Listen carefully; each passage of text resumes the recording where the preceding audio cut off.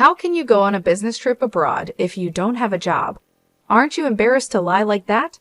It's not a lie. I really am going overseas for work, I said. Well, then we're getting divorced, he said and walked out of the room. To him, it seems like working from home means I'm just being lazy and not really working. But I have a steady income and even help pay for our living expenses. Still, he doesn't see it that way.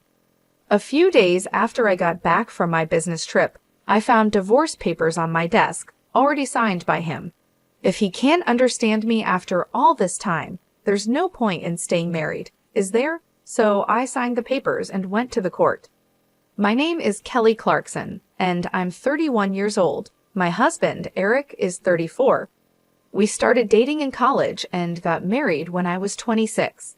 We were more like best friends than romantic partners, always speaking our minds. Sometimes that's good, but it can lead to unexpected problems. For me, the problem started when I talked to him about my dream. I've always wanted to run an online store selling imported goods. I got the idea while working part-time at a boutique as a student. I love foreign designs and was drawn to the unique items I saw there. After college, I aimed to open my own store, so I became a full-time employee at the boutique. Even with a full-time job, I couldn't give up on my dream. I really want to have my own shop filled with my favorite foreign goods and deliver them to customers. My parents and friends were supportive, saying things like good luck and you'll surely succeed. I thought Eric would understand and support my dream too. I tried to bring up the topic with Eric when he got home from work. Hey Eric, you know I've been talking about opening my own shop for a while, right? About that. Oh no, not this again. It won't work if you do it just like that. You should give up. Why would you say that? It's not just a sudden idea. I've been thinking about it for a long time. Impossible is impossible. Life isn't as easy as you think, he said. There's no need to be so harsh. Why do you always shut down my ideas right away? I said, raising my voice without meaning to. Eric looked at me with cold eyes and a scornful expression. Then tell me, what's your plan if this idea of yours doesn't succeed? Well, I know it won't be successful right away, but... And what about your income until then? We're splitting the rent and living expenses now, and you're telling me I have to cover it all. No, that's not what I mean. I have some savings for the initial costs, and I'll still pay the rent. Oh, really? Then do whatever you want. But if it doesn't work out and you regret it, it's not my problem. Every time I talked about starting my own business, Eric always got upset. The reason was simple. He worried my income would become unstable. The import shop where I worked was in a good location, and we had a lot of customers. Because of that, my income was pretty high, almost the same as Eric's, who worked in an office. It might even be a bit higher. That's why I often paid for meals when we went out and sometimes paid a bit more for the rent. The idea of my income going down was something Eric just couldn't accept. At first, he would say things like, "Why rush things?" or "You should take your time and prepare," in a kind voice. But now, he didn't mind hurting my feelings. Even so, I didn't give up on my dream of having my own shop. No matter how much Eric was against it, I focused on making my dream come true. As a result, I overcame his objections, and at the age of 27, I started an online boutique. At first, just like Eric predicted, it was hard to get things going smoothly. But over the years, I tried all sorts of strategies. I used the advantages of an online shop by outsourcing to well-known e-commerce companies, promoting on social media, and doing everything I could to succeed. Thanks to these efforts, a year after starting my own business, things began to look up. I was able to make a steady income. I expanded my customer base and added more products. Now, my yearly sales have reached $600,000. Because Eric was so against my business, I never talked about the sales. I figured he wouldn't care anyway, and he never asked. But he always reminded me about paying the rent and other living expenses. I always just gave him the money he asked for without making a big deal. I kept our conversations about work as simple and non-controversial as possible. But then, one day, something happened. I got a message on my online shop's direct messages. I'm a regular customer of your shop. I was wondering, in addition to the international knickknacks, could you also sell furniture? Actually, many customers had asked me to sell furniture too, but unlike small items, selling furniture online is more complicated. Furniture is more expensive, and things like the material are important. Even though I had worked in an import shop before, there are risks in buying and selling furniture without seeing it first. So I decided to call my old boss from the import shop to talk about it. Hello, is this the manager? I have something I want to discuss with you. As soon as the manager, Rachel, recognized my voice, she sounded really happy. Kelly, it's been a while. If there's anything I can help with, just let me know.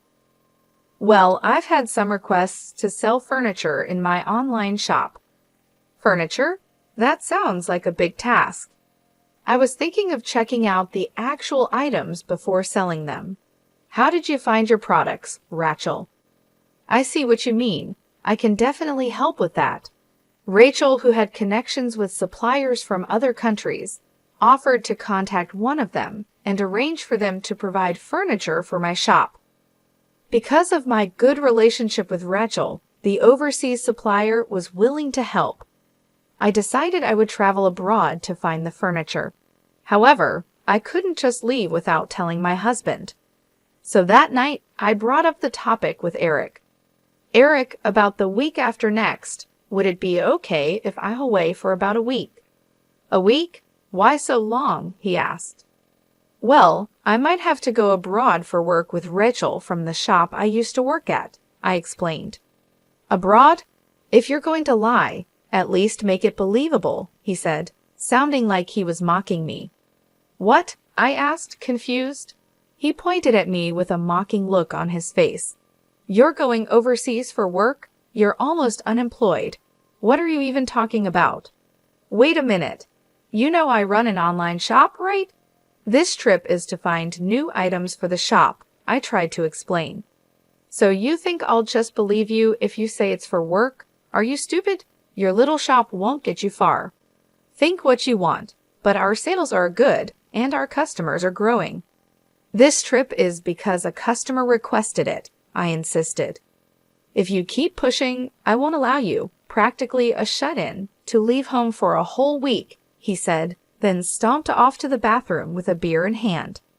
A deep sigh escaped from my lips. Why can't he try to understand? His reaction is too harsh just because he doesn't approve of my work. But I can't go abroad without his permission. I need to convince him, no matter what. Even though I was nervous to bring it up again, I couldn't ignore the problem. The next day, when he came home from work, I spoke to him again. Eric, about yesterday's discussion. Look, I'm tired. I don't have time for your lies, he cut me off. I'm only telling the truth. An unemployed person going on a business trip abroad? You're good at lying, he said, mocking me again. I'm not lying. I really have to go abroad for work. At that moment, I grabbed his arm, pleading with him. He looked down at me, mocking me again. Oh, really? Then liars get divorced too. Divorced? What are you saying? I can't stand liars, especially people like you who always try to show off. I didn't mean. Shut up. You just want to use a lame excuse to go on a vacation abroad. I bet your boss is a man too, right? Divorce. I'll make sure to demand my share of everything, he said, storming out of the room. At that moment, a furious rage built up inside me. Who does he think he is, looking down on me like that? I work from home, but he only wants to feel superior. Enough is enough. If he wants it that way, then I'll do what I want. So I stopped asking for his permission and decided to go on my business trip abroad as planned. 3 weeks later, I went overseas with Rachel. We went straight to our suppliers in the U.S., where we checked out the furniture and accessories I would sell in my boutique. Since I was already abroad, I spent the last day sightseeing with Rachel, and we had a great time. However, it wasn't all easy. My phone was filled with angry messages from Eric. "You didn't really go overseas, did you? Get back here now. I'll forgive you if you return today. Time's up. We're getting divorced, you worthless woman." Every message made me more annoyed, but I didn't reply. I knew that responding would only make things worse. "When I get back, if he's willing to talk, we'll discuss it then." With that decision, I enjoyed a carefree week abroad. The business trip ended, and I said goodbye to Rachel at the airport and started my journey home. Facing Eric was awkward, but I prepared myself and opened the front door. "I'm home," I called out. The house was dark and no one greeted me. As I walked into the living room, I saw laundry scattered on the floor with no place to step. Used dishes and instant noodle containers were piled up in the sink. Amid this mess, I noticed a piece of paper on the desk. "What is this?" I thought. It was a filled-out divorce paper. Beside it was a rough note that said, "To the cheating, jobless woman, I'm ending things with you. Fill out the divorce papers immediately. If you want forgiveness, come to my parents' house. Then I'll reconsider." Just reading the note, I could imagine Eric's smug face. He probably thinks that by writing this, I'd rush to apologize. Of course, I had no intention of doing that. I signed the divorce papers that Eric had left for me and went straight to the state court. Everything went smoothly, and the divorce was accepted without any problems. After that, I went to a real estate agent to cancel my lease on the apartment. This apartment was where I lived when I was single. When Eric and I decided to live together, he moved in because it was spacious enough for both of us. We had talked about moving to a bigger place if we had kids, but now that wasn't going to happen. Once I finished canceling the lease, I went back to the apartment and immediately started packing my things. The next day, I arranged for my belongings to be sent to my parents' house. I also made arrangements to have Eric's things sent to his parents' house. During this time, Eric kept sending me messages full of angry demands and accusations. "Stop being stubborn and come apologize now. You have until the end of the week," and messages like that. I ignored all of them. I continued to pack and send everything from the apartment, both mine and Eric's, to our respective parents' homes. After the apartment was empty, I went back to my parents' home. A week later, my phone kept ringing nonstop. Even though I ignored it, the calls wouldn't stop. So I decided to answer the phone, planning for this to be the last time I talked to him. I pressed the answer button. "Hello?" Immediately, Eric started shouting, "What the hell do you think you're doing?" Surprised by his loud voice, I pulled my phone away from my ear. I decided to record the call just in case something happened. Then I spoke again. "What's the big deal? There's nothing left to talk about. Don't mess with me. Why were all my things sent to my parents' house? I just got to the apartment, and it's completely empty." "Oh, that. Well, I canceled the lease on the apartment, so I sent your things to your parents' house." "What? You didn't even talk to me about this," he yelled. "There was no need. You were so sure about the divorce, so I made my own plans. I didn't think you would want to stay in the apartment that was under my name," I explained calmly. "You had no right to touch my things," he shouted angrily. "Actually, I did. You left the divorce papers and made it clear you wanted out. I just took care of the rest," I replied. "I can't believe you would do this. You're so selfish," he continued. "Eric, you called me a cheating, jobless woman. You wanted a divorce and didn't care to talk things through. Now I've made the changes you wanted. There's no point in dragging this out," I said, trying to keep my voice steady. "Dragging this out? You moved all my stuff without my permission. You didn't even give me a chance to decide," he raged on. "You had a chance. You chose to end things abruptly and left me with no choice but to take action. You said you couldn't stand me and wanted a divorce. So I took care of everything," I responded. Eric was silent for a moment, probably thinking about what to say next. Then he finally spoke again. You're just trying to make yourself look good. You always do this. You never cared about what I wanted. I took a deep breath and said, Eric, I've always tried to be understanding and support you, but you made it clear you didn't respect me or my work. I'm not going to argue about this anymore. The decision is final. What about all the memories? What about everything we shared? He asked, his voice softer now. Memories are just that, memories. We can't live in the past. You made a choice, and now we have to move forward. I wish you the best, but I'm moving on, I replied, trying to stay strong. There was a long pause on the other end of the line. Then Eric finally said, Fine. Do whatever you want, but don't expect me to come crawling back to you. I don't. Goodbye, Eric, I said and hung up the phone. I felt a mix of relief and sadness wash over me.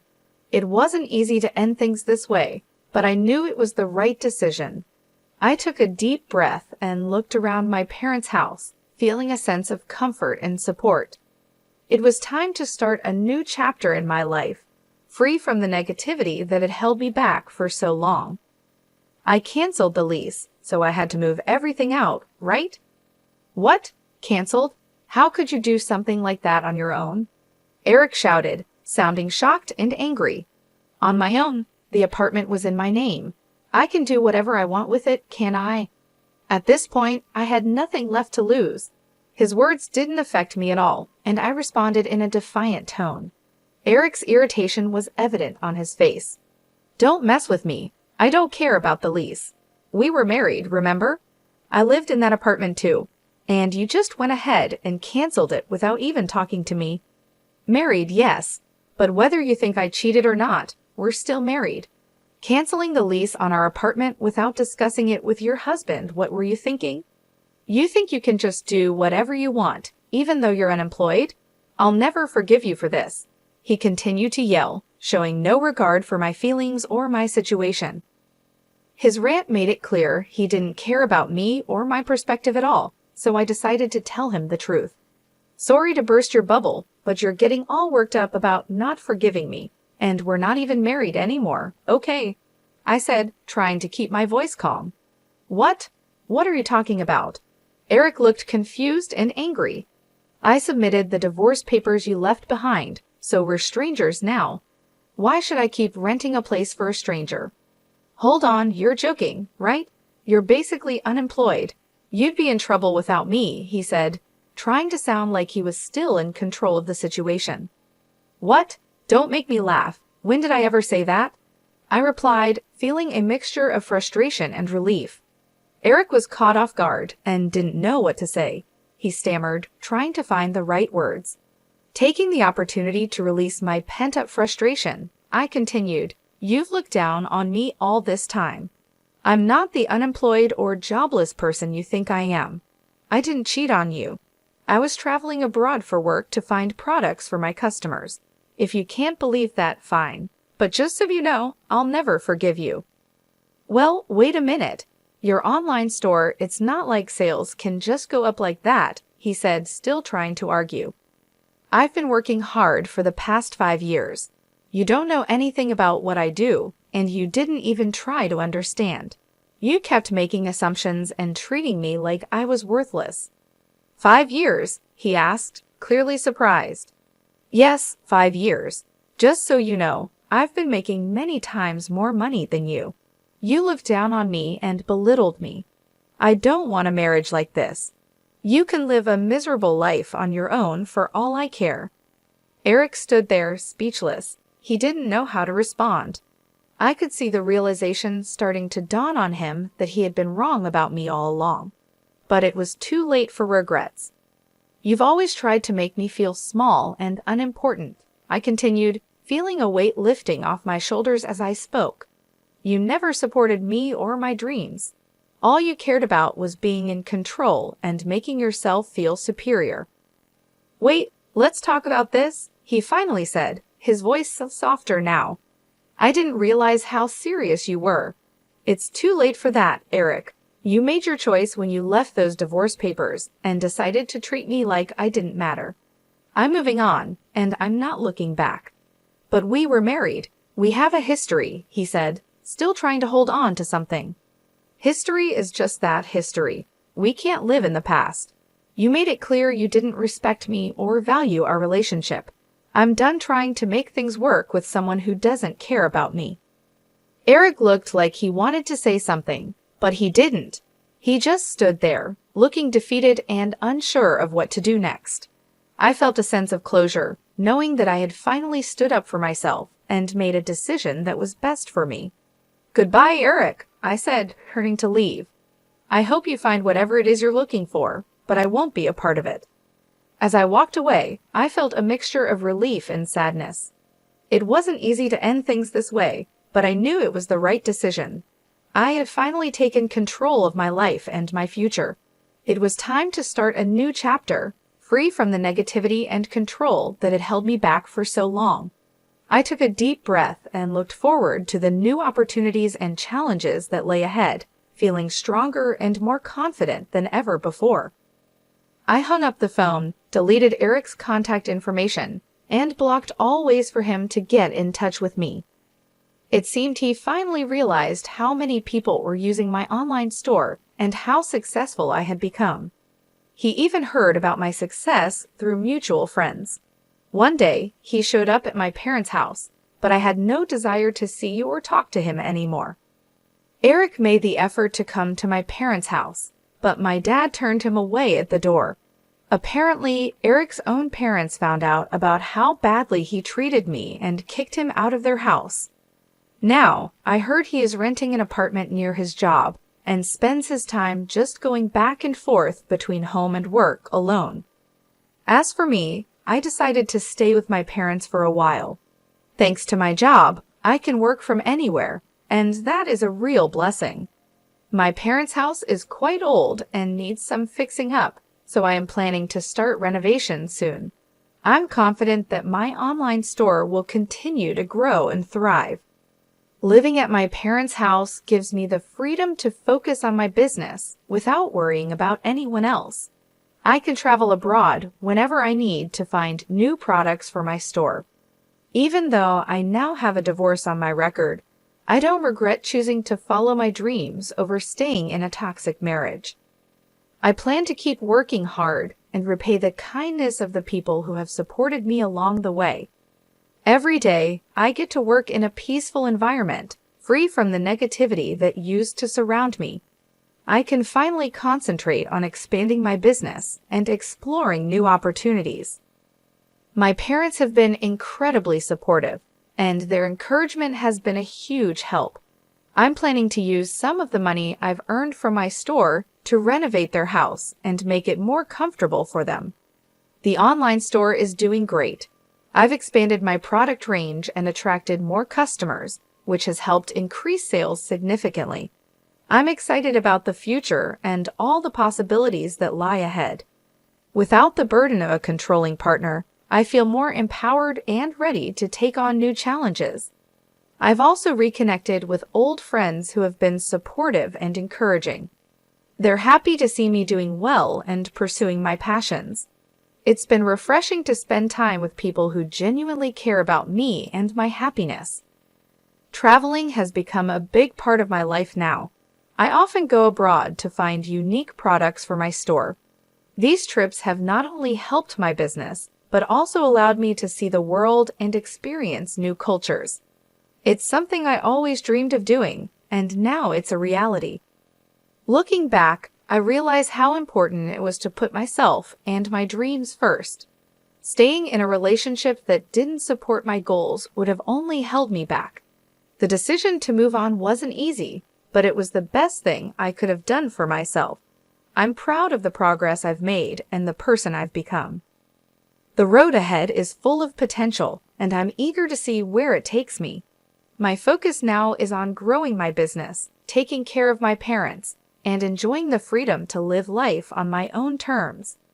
I'm excited about the future and grateful for the opportunities that lie ahead.